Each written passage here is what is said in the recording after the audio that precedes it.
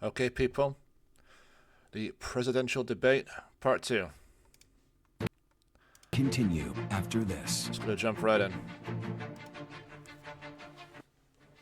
Live from the National Constitution Center in Philadelphia, Pennsylvania. Here again, David Does it York sound okay? and Lindsay Davis.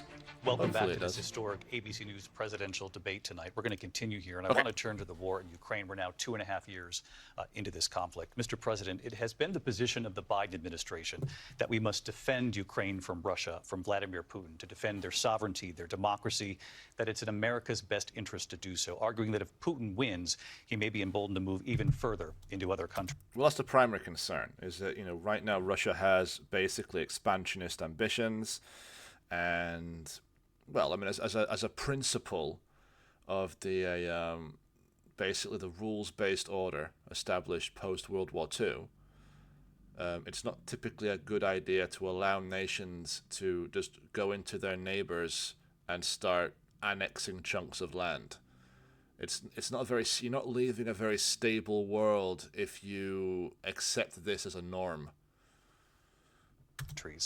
You have said you would solve this war in 24 hours. You said so just He always says things like that. I don't know why. I don't know why he seems to think that international negotiations on this level, where you have countries with massively differing interests, could just be resolved in 24 hours. I don't know.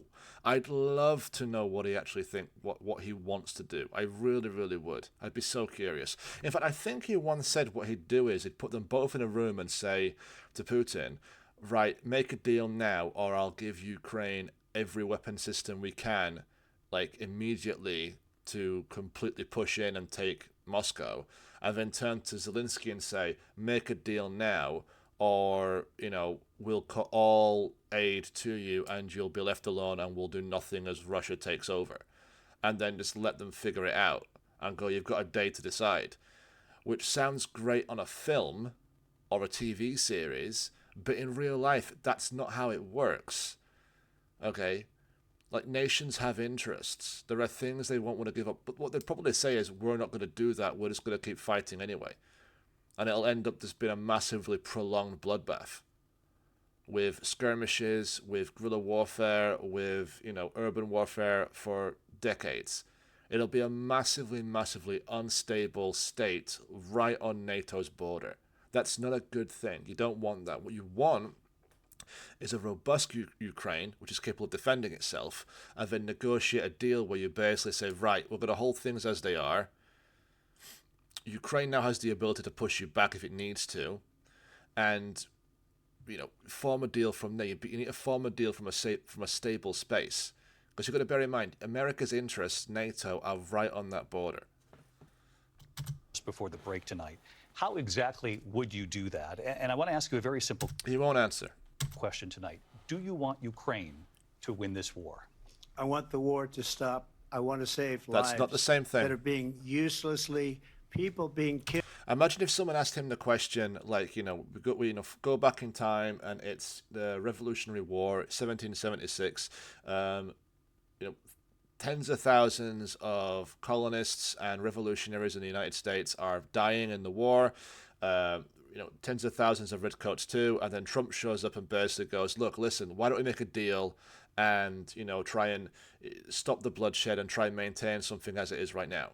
Like, that wouldn't work. You wouldn't have the United States if that had happened. You just wouldn't have it. Because, the reason the United States exists today is because they won the revolution. They won and were able to establish their own independence and their own legal systems and their own constitution and their own frameworks and institutions. That's just saying, oh, we have to end the bloodshed, so we'll do that. I understand why, but you have to bear in mind there's a wider context to it. It's not just this looks bad on numbers, so blah blah blah. There's a wider thing involved. Killed by the millions. It's the millions. It's so much. Like when Trump had said, we're not going to go into Normandy on D-Day because we want to end the bloodshed. Again, on some level, I can understand the argument, but it wouldn't end the bloodshed. the Nazis would still take over. They'd still push into Russia, now with more men, because they're not having to fight on two fronts. They can focus completely on the east. And now they have more men and more suppliers and more logistics, better logistics. They don't have to be so concerned with the Russian winter. So now, the Nazis take Moscow? So now effectively you have a Nazi empire spanning from France all the way to Moscow and as far south as North Africa. Potentially nuclear armed, because the Nazis were also in a race to get a nuclear bomb. But because there was no interference from the United States, all those scientists remain in Germany. And Germany was also developing a ballistic missiles program. So what happens then? What happens if you find yourself in a situation where the United States is waking up one morning realizing that they have a Nazi empire that's nuclear armed, and they have to figure out how to live with and manage and deal with it? I mean, what do you do under those circumstances? Would that be more preferable than the situation we have today? Sometimes you have to fight. Sometimes you have to. Much worse than the numbers that you're getting, which are fake numbers. Look, we're in for 250 billion or more because they don't ask Europe, which is a much bigger beneficiary to getting this thing done than we are. That's not entirely true. The United States is mostly sending weapon systems. They're not really sending cash. Most of the cash comes from Europe. Europe sends money, capital. The United States sends old weapon systems, mostly from the wars in Iraq and Afghanistan. There's a lot of old weapon systems, which are pretty outdated now that you think about it. Going all the way back to almost a quarter of a century ago. That's what they're sending primarily. But they have a dollar value, so it's seen as a dollar trade. It's seen as a dollar, dollars sent, but it's physical stuff. You can't spend it. They're in for $150 billion less because Biden and you don't have the courage to ask Europe like I did with NATO. They paid billions and billions, hundreds of billions of dollars when I said, either you pay up or we're not going to protect you anymore. So that's maybe one of the reasons they don't like me as much as they like weak people. But you take a look at what's happening. We're in for 250 to 275 billion. They're into 100 to 150. They should be forced to equalize. With that being said, I want to get the war settled. I know Zelensky very well, and I know Putin very well. I have a good relationship, and they respect your president, okay? They respect me. They don't respect Biden. How would you respect him? Why? For what reason? He hasn't even made a phone call in 2 years to Putin, hasn't spoken to anybody. They don't even try and get it. That is a war that's dying to be settled. I will get it settled before I even become president. If I win, when I'm president-elect, and what I'll do is I'll speak to one, I'll speak to the other, I'll get them together. That war would have never happened. And in fact, when I saw Putin after I left, unfortunately left because our country has gone to hell. But after I left, when I saw him building up soldiers, he did it after I left, I said, oh, he must be negotiating. It must be a good, strong point of negotiation. Well, it wasn't, because Biden had no idea how to talk to him. He had no idea how to stop it. And now you have millions of people dead, and it's only getting worse, and it could lead to World War III. Don't kid yourself, David. We're playing with World War III, and we have a president that we don't even know if he's... Where is our president? We don't even know if he's a president. And just to clarify they here... threw him out of a campaign like a dog. We don't even know. Is he our president? But we have a president, Mr. President, that doesn't know he's alive. Your time is up. Just to clarify in the question, do you believe it's in the U.S. best interest for Ukraine to win this war? Yes, He or no? won't I think answer. it's the U.S. best interest to get this war finished and just get it done. All right. Negotiate a deal, because we have to stop all of these human lives from being destroyed. I want to take this to Vice President Harris. I want to get your thoughts on support for Ukraine in this moment, but also as Commander-in-Chief, if elected, how would you deal with Vladimir Putin, and would it be any different from what we're seeing from President Biden? Well, first of all, Good it's question. important to remind the How former does she president distinguish you're not herself? running against Joe Biden, you're running against me. I believe the reason that Donald Trump says that this war would be over within 24 hours is because he would just give it up. And that's not who we are as Americans. Let's understand what happened here. I actually met with Zelensky a few days before Russia invaded tried through force to change territorial boundaries, to defy one of the most important international rules and norms, which is the importance of sovereignty and territorial integrity. And I met with President Zelensky. I shared with him American intelligence about how he could defend himself. Days later, I went to NATO's eastern flank, to Poland and Romania. And through the work that I and others did, we brought 50 countries together to support Ukraine in its righteous defense. And because of our support, because of the air defense, the ammunition, the artillery, the javelins, the Abrams tanks that we have provided, Ukraine stands as an independent and free country. If Donald Trump were president, Putin would be sitting in Kyiv right now. And understand what that would mean, because Putin's agenda is not just about Ukraine. Understand why the European allies and our NATO allies are so thankful that you are no longer president, and that we understand the importance of the greatest military alliance the world has ever known, which is NATO, and what we have done to preserve the ability of Zelensky and the Ukrainians to fight for their independence. Otherwise, Putin would be sitting in Kyiv with his eyes on the rest of Europe, starting with Poland. And why don't you tell the 800,000 Polish Americans right here in Pennsylvania how quickly you would give up for the sake of favor and what you think is a friendship with what is known to be a dictator who would eat you for lunch. Oh. Vice President Harris, thank you. We've heard from both of you on Ukraine tonight. Afghanistan came up in the last hour. And of course he wants to respond to that. Something you said earlier, and please, I'll give you a minute here. Putin would be sitting in Moscow, and he wouldn't have lost 300,000 men and women, but he would have been sitting in Moscow. Quiet, please.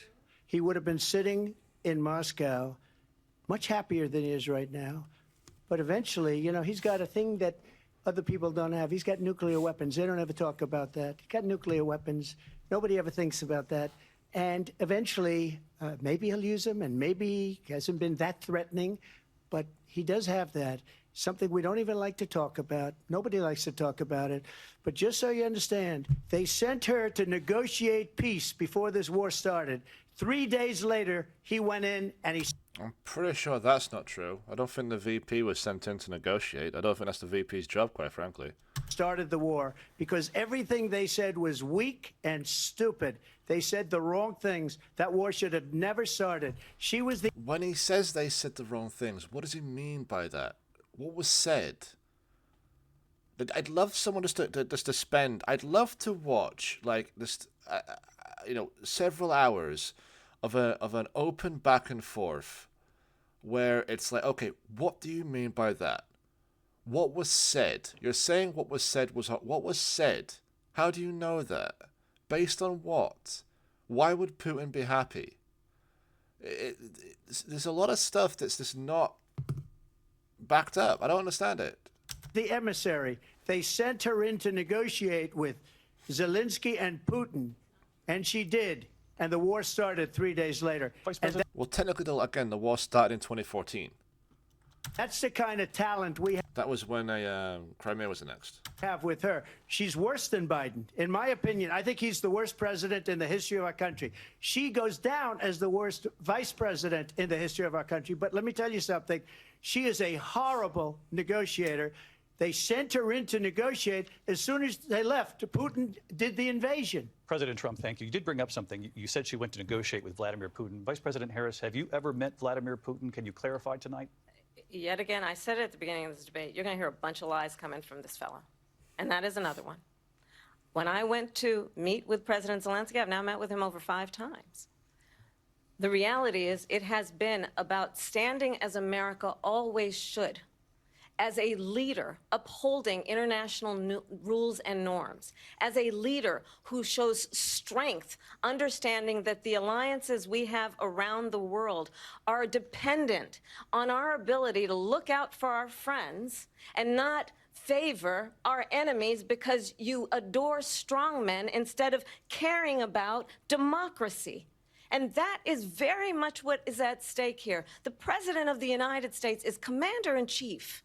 And the American people have a right to rely on a president who understands the significance of America's role and responsibility in terms of ensuring that there is stability and ensuring we stand up for our principles and not sell them for the benefit of personal flattery.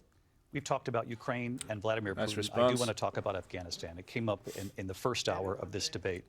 I want to move on to Afghanistan. Stoltenberg said Trump did the most amazing thing I've ever seen. He got these countries, the 28 countries at the time, to pay up. He said, I've never seen, he's the head of NATO. He said, I've never seen. For years, we were paying almost all of NATO. We were being ripped off by European nations, both on trade and on NATO. I got them to pay up by saying one of the statements you made before, if you don't pay, we're not going to protect you. President Otherwise, Trump. we would have never gotten it. He said it was one of the most incredible jobs that he's ever seen done. Thank you. I want to turn to Afghanistan. It came up in the first hour of the debate, and we witnessed a poignant moment today on Capitol Hill, honoring the soldiers who died in the chaotic withdrawal from Afghanistan. I do want to ask the Vice President, do you believe you bear any responsibility in the way that withdrawal played out? Well, I will tell you, I agreed with President Biden's decision to pull out of Afghanistan. 4 presidents said they would, and Joe Biden did. And as a result, From what I understand, in the end, there was a very, very, very small contingent of military personnel in Afghanistan. I mean, anyone who says the withdrawal was the way it went down was good is talking nonsense. It was terrible. It was but there's a lot of things, in my opinion, that went really, really wrong. The United States could have stayed in a bit longer until things were more established. However, the flip side of it, there's also the reality, which is Afghanistan isn't like a single country. It's a collection of different, tribal areas and provinces that like can squabble, and they don't necessarily think of themselves as being one unit. It's very mountainous. It's very isolated. It's very hard to get around. It's anyway. It's a complicated subject, to say the least. But there was an argument basically made that there wasn't an established sense of nationhood. What are we actually defending? And they sort of argue that's part of the reason why the Afghan army sort of fell. But there's also other arguments, which is because, a lot of the what's the word I'm looking for here? A lot of the process, I've completely forgot the word. A lot of the things they relied on for their military usage, like calling in airstrikes, etc., etc., a lot of that collapsed because when the Americans left, they took that ability with them. So they suddenly found themselves being like, okay, we can't function anymore. Because the system, the infrastructure we need, the thing that's built around us we need in order to keep things going, the logistical systems we need to keep things going collapsed and fell apart. So you're basically left with no ammo, and there's no way of managing the situation at all. That's a very long ramble, and we'll move on.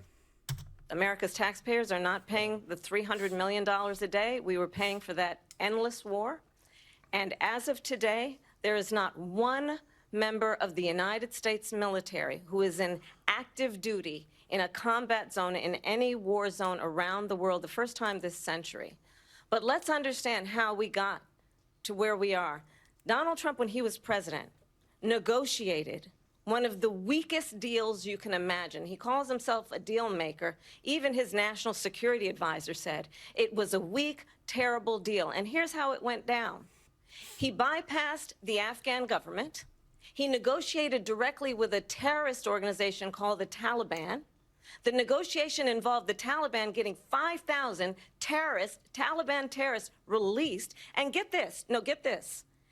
And the president at the time invited the Taliban to Camp David, a place of storied significance for us as Americans, a place where we honor the importance of American diplomacy, where we invite and receive respected world leaders. And this former president... What did she want to say? What do you think she wanted to say there? Oh, she did not want to say former president. She wanted to say something else. as president, invited them to Camp David because he does not again appreciate the role and responsibility of the President of the United States to be commander in chief with a level of respect. And this gets back to the point of how he has consistently disparaged and demeaned members of our military, fallen soldiers, and the work that we must do to uphold the strength and the respect of the United States of America around the world. Vice President Harris, thank you. President Trump, your response to her saying that you began the negotiations with the Taliban. So if you take a look at that period of time, the Taliban was killing our soldiers, a lot of them, with snipers. And I got involved with the Taliban because the Taliban was doing the killing. That's the fighting force within Afghanistan. They don't bother doing that because, you know, they deal with the wrong people all the time. But I got involved.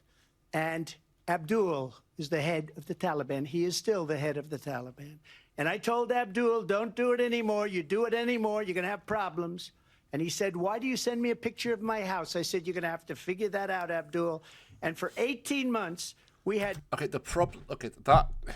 this kind of symbolizes one of the problems with Trump. For him, that's a cool moment. Okay, I did this, and look how badass and cool it is. And it is pretty badass and pretty cool. The problem is that he didn't deal with anything else. He didn't address anything else. You know, the wider picture, so to speak. For him, it was just, I had this moment, and how great am I? No, there's a lot more things you have to deal with. Nobody killed. We did have an agreement negotiated by Mike Pompeo. It was a very good agreement. The reason it was good, we were getting out. We would have been out faster than them, but we wouldn't have lost the soldiers. We wouldn't have left many Americans behind, and we wouldn't have left... Okay, he says they wouldn't have done it. Why wouldn't they have done it? What would have been different? What things would have been different? What would have he ensured would have been different? You know, I mean, it's a counterfactual because it's easy to say I would have done this in hindsight, but like at the time, what was his plan? What was his vision at the time? What things did he put in place at the time to ensure it would have been more orderly? We wouldn't have left $85 billion worth of brand new, beautiful military equipment behind. And just to finish, they blew it. The agreement said you have to do this, and they didn't do it. They didn't do it. The agreement was terminated by us because they didn't do what they were supposed to do. I want to move on. And these people did the worst withdrawal and, in my opinion, the most embarrassing moment in the history of our country. And by the way, that's why Russia attacked Ukraine, because they saw how incompetent she and her boss are. President Trump, thank you. I want to move on now to race and politics in this country. Mr. President, you recently said of Vice President Harris, quote, I didn't know she was black until a number of The Afghan withdrawal was a messed up disgrace, though. It really was done poorly. years ago when she happened to turn black, and now she wants to be known as black. I want to ask a bigger picture question here tonight. Why do you believe it's appropriate to weigh in on the racial identity of your opponent? I don't, and I don't care. I don't care what she is. I don't Well, you cared enough to bring it up. You know, just saying. care. You did care enough to sort of say, well, you know, she's... who she is... You make a big deal out of something. I couldn't care less. You made the big deal out of it. Whatever she wants to be is okay with me. But those were your words, so I'm I asking... don't know. I don't know. I mean, all I... What do you mean you don't know? What do you mean you don't know? Did you say them or did you not say them? What do you mean you don't know? can say is I read where she was not black, that she put out, and I'll say that. And then I read that she was black, and that's okay. Either one was okay with me. That's up to her. That's up to her. Vice President Harris, your thoughts on this? I think it's, I mean, honestly, I think it's a tragedy that we have someone who wants to be president who has consistently, over the course of his career, attempted to use race to divide the American people. You know, I do believe that the vast majority of us know that we have so much more in common than what separates us, and we don't want this kind of approach that is just constantly trying to divide us, and especially by race. And let's remember how Donald Trump started. He was land, he owned buildings, and he was investigated because He owned land, he owned buildings. Very articulately put. he refused to rent property to black families. Let's remember, this is the same individual who took out a full-page ad in the New York Times calling for the execution of 5 young black and Latino boys who were Yep. Central Park 5. He did that. That is true. innocent, the Central Park 5. Now they see us. Took out a full-page ad calling for their execution. This is the same individual who spread birther lies about the first black That's also true. president of the United That States. is also true.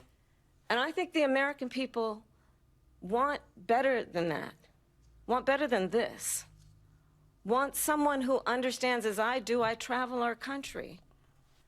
We see in each other a friend. We see in each other a neighbor.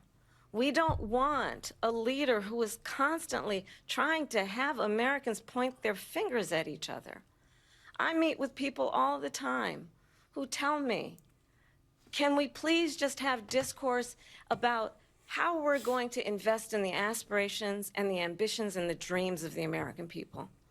Knowing that regardless of people's color or the language their grandmother speaks, we all have the same dreams and aspirations and want a president who invests in those, not in hate and division. Vice President Harris, thank you. Lindsay? President Trump, this is now your third He'll time. want, yeah. This is the most divisive presidency in the history of our country. How? The most divisive presidency in the history of our country. What, worse than the Abraham Lincoln? Worse than the Civil War? Worse than the Confederacy? Worse than what? I mean, seriously? Worse than Nixon? There's never been anything like it. They're destroying our country, and they come up with things like what she just said. Going back many, many years, when a lot of people, including Mayor Bloomberg, agreed with me on the Central Park 5, they admitted, they said, they pled guilty. And I said, well, if they pled guilty, they badly hurt a person, killed a person ultimately. And if they pled guilty, then they pled, we're not guilty. But this is a person that has to stretch back years, 40, 50 years ago, because there's nothing now. I built one of the greatest economies in the history of the world, and I'm going to build it again. It's going to be bigger, better, and stronger. But they're destroying our economy. They have no idea what a good economy is. Their oil policies, every single policy. And remember this, she is Biden. You know, she's trying to get away from Biden. I don't know the gentleman, she says. She is Biden. The worst inflation we've ever had, a horrible economy because inflation has made it so bad, and she can't get away with that. Thank you. Your time is up. Lindsay? I want to respond to that, though. I want to just respond briefly. Clearly, I am not Joe Biden, and I am certainly not Donald Trump. And what I do offer is a new generation of leadership for our country. One who believes in what is possible, one who brings a sense of optimism about what we can do instead of always disparaging the American people. I believe in what we can do to strengthen our small businesses, which is why I have a plan. Let's talk about our plans and let's compare the plans. I have a plan to give startup businesses $50,000 tax deduction, to pursue their ambitions, their innovation, their ideas, their hard work. I have a plan, $6,000 for young families for the first year of your child's life to help you in that most critical stage of your child's development. I have a plan that is about allowing people to be able to pursue what has been fleeting in terms of the American dream by offering a help with down payment of $25,000 down payment assistance for first-time home buyers. That's the kind of conversation, I believe, David, that people really want tonight, as opposed to a conversation that is constantly about belittling and name-calling.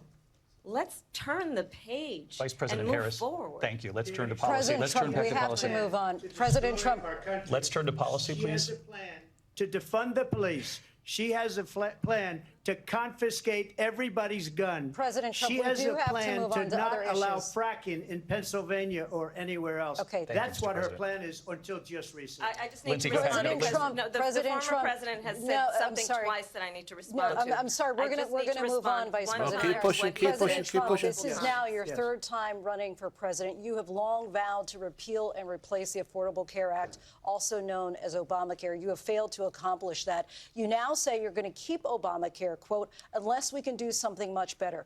Last month, you said, quote, we're working on it. So tonight, 9 years after you first started running, do you have a plan, and can you tell us what it is? Obamacare was lousy health care, always was. It's not very good today. And what I said, that if we come up with something, and we are working on things, we're going to do it and we're going to replace it. But remember this, I inherited Obamacare because Democrats wouldn't change it. They wouldn't vote for it. They were unanimous. They wouldn't vote to change it. If they would have done that, we would have had a much better plan than Obamacare. But the Democrats came up. They wouldn't vote for it. I had a choice to make when I was president.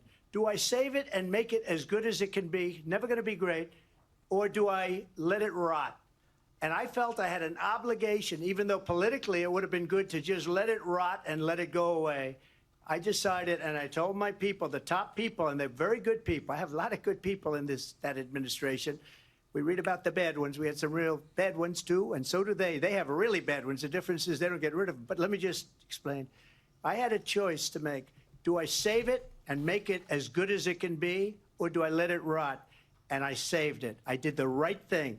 But it's still never going to be great, and it's too expensive for people.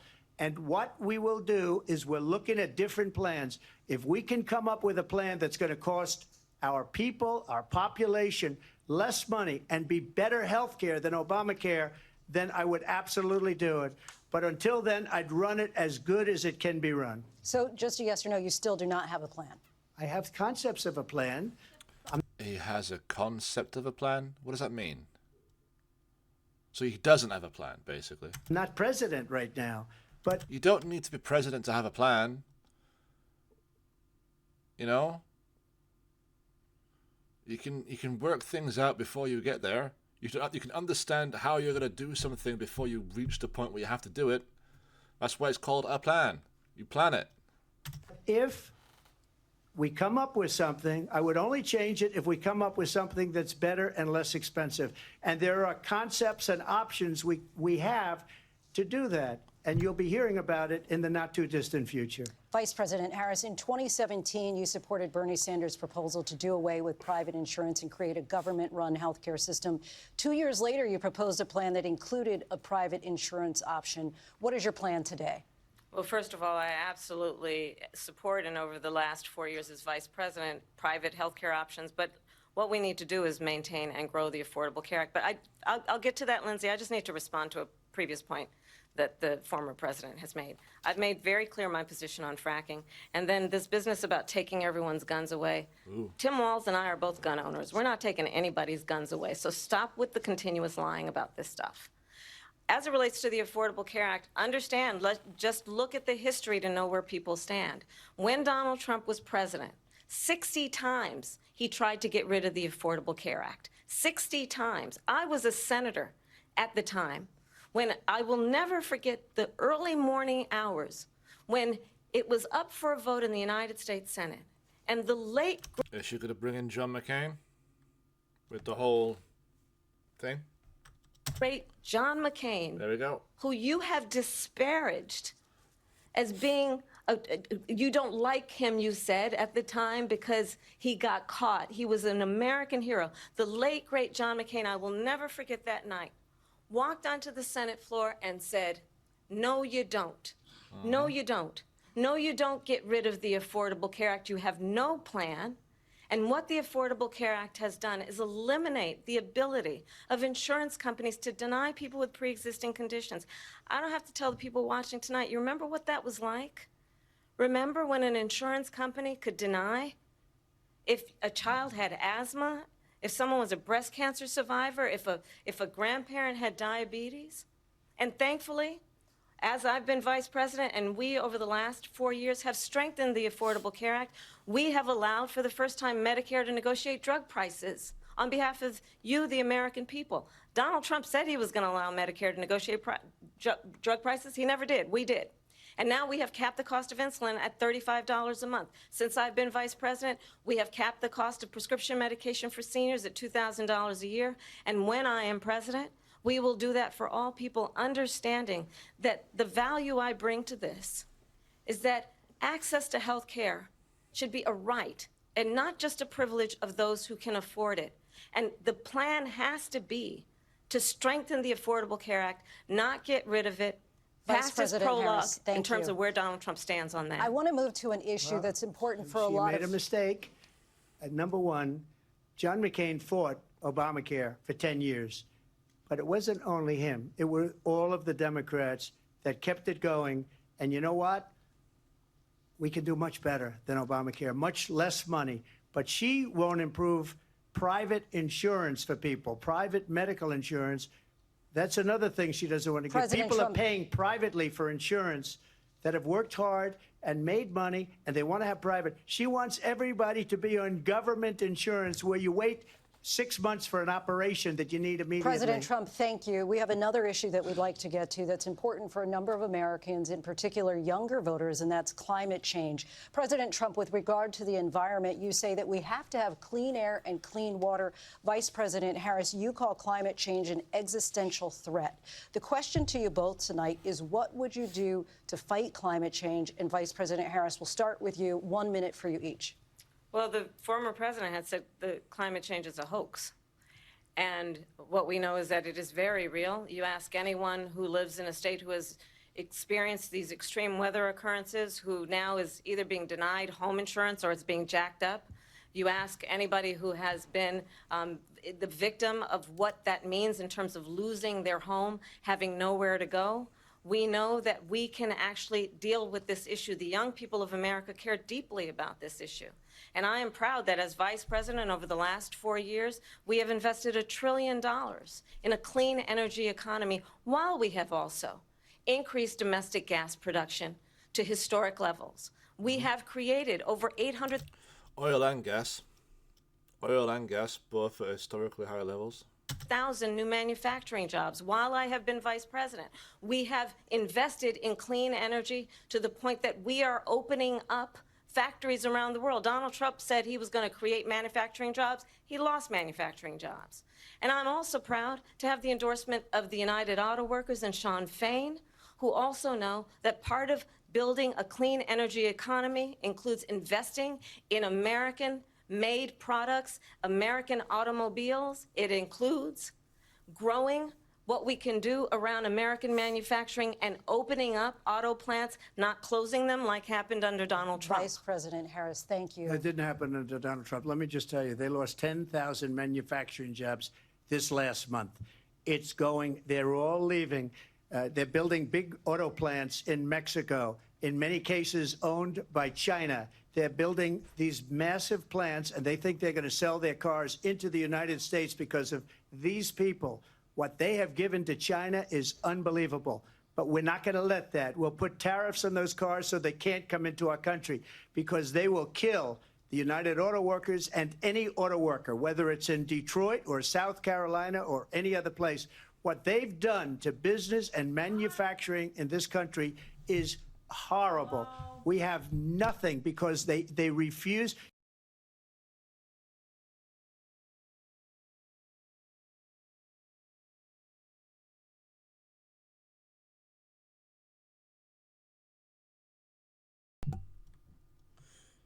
Okay, sorry about that. You know, Biden doesn't go after people because supposedly China paid him millions of dollars. He's afraid to do it. Between him and his son, they get all this money from Ukraine. They get all this money from all of these different countries. And then you wonder, why is he so loyal to this one, that one, Ukraine, China? Why is he? Why did he get $3.5 million from the mayor of Moscow's wife? Why did she pay him $3.5 million? This is a crooked administration, and they're selling our country down the tubes. President Trump, thank you. Thank you. We'll be right back with closing statements from both of our candidates. An historic night, this ABC News presidential debate from... Is there any actual facts behind that? Like, what's the connection there? Philadelphia. Back in a moment.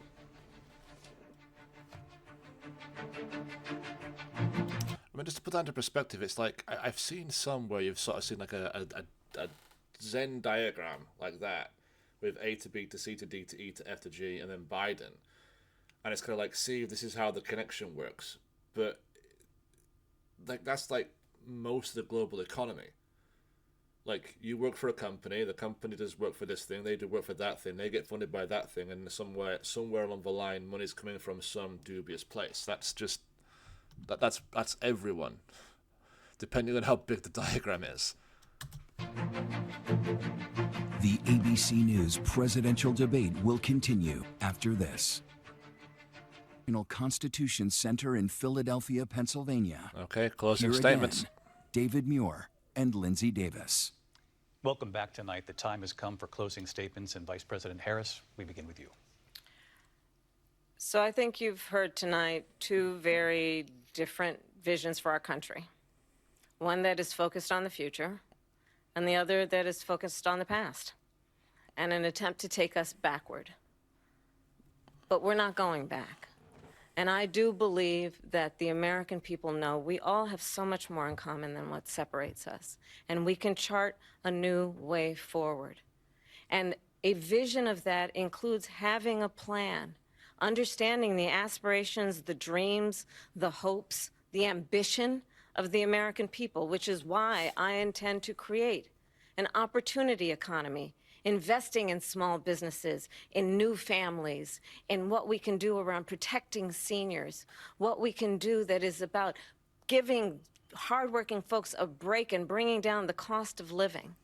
I believe in what we can do together that is about sustaining America's standing in the world and ensuring that we have the respect that we so rightly deserve, including respecting our military and ensuring we have the most lethal fighting force in the world. I will be a president that will protect our fundamental rights and freedoms, including the right of a woman to make decisions about her own body and not have her government tell her what to do. I'll tell you, I started my career as a prosecutor. I was a DA, I was an attorney general, a United States senator, and now vice president. I've only had one client, the people. And I'll tell you, as a prosecutor, I never asked a victim or a witness, are you a Republican or a Democrat?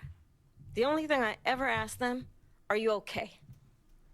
And that's the kind of president we need right now. Someone who cares about you and is not putting themselves first. I intend to be a president for all Americans and focus on what we can do over the next 10 and 20 years to build back up our country by investing right now in you, the American people. Vice President Harris, thank you. President Trump? So she just started by saying she's going to do this, she's going to do that, she's going to do all these wonderful things. Why hasn't she done it? She's been there for 3.5 years. She's not the president. I think it was Trump who put it best when someone asked him questions about Vance, and he said, well, he's the VP who doesn't really do anything. So the VPs are like they don't have set policy. They can't do that. They've had 3.5 years to fix the border. They've had 3.5 years to create jobs and all the things we talked about. Why hasn't she done it? She should leave right now, go down to that beautiful White House, go to the Capitol, get everyone together and do the things you want to do, but you haven't done it, and you won't do it because you believe in things that the American people don't believe in. You believe in things like we're not going to frack, we're not going to take fossil fuel, we're not going to do things that are going to make this country strong, whether you like it or not.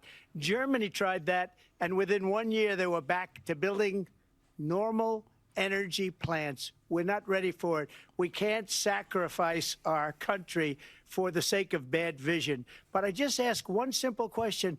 Why didn't she do it? We're a failing nation. We're a nation that's in serious decline. We're being laughed at all over the world. All over the world, they're laughed. I know the leaders very well. They're coming to see me. They call me. We're laughed at all over the world. They don't understand what happened to us as a nation. We're not a leader. We don't have any idea what's going on. We have wars going on in the Middle East. We have wars going on with Russia and Ukraine. We're going to end up in a third world war, and it'll be a war like no other because of nuclear weapons, the power of weaponry. I rebuilt our entire military. She gave a lot of it away to the Taliban. She gave it to Afghanistan. What these people have done to our country, and maybe toughest of all, is allowing millions of people to come into our country. Many of them are criminals, and they're destroying our country. The worst president, the worst vice president in the history of our country. President Trump, thank you. And that is our ABC News presidential debate from here in Philadelphia at the National Constitution Center. I'm Lindsay Davis. And I'm David Muir. Thank you for watching here in the U.S. and all over the world, and from all of us here at ABC News. Good night. Okay, cool. Right, so that's that. Yeah, I might do a reaction video going into more of my thoughts about it. But, yeah. We'll wait and see. Okay, guys, thanks very much. Like, subscribe, take care. Bye.